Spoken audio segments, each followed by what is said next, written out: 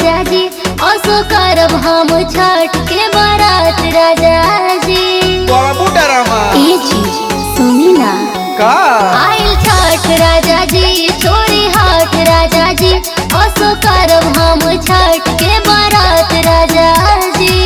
बाबू के भाखल भाड़ा उतारे चली गंगा किनारे आय हाय रे चली गंगा किनारे आय हाय रे चली गंगा किनारे।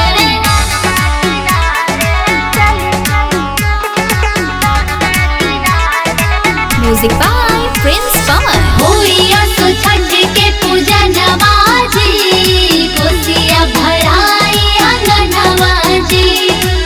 छठी मैया के गो बेदिया बना दी घटिया पर आ जाए गो चननी तना दी। खेतुरा सुना तनी ढेर बोले ले।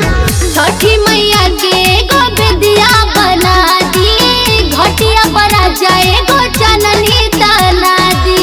दोनों पराने मिले आदित गोहरे चली गंगा किनारे आय हाय रे चली गंगा किनारे आय हाय रे चली गंगा किनारे।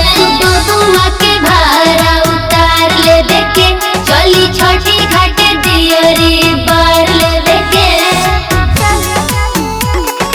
जय छठी माँ जय छठी माँ। प्रिंस पवन पिया जाई बजरिया ननदो लकीन के लिए आदि मुनरिया। और तुम्हारे हमारे मुंड खराब करता रे। अरे जाई ना।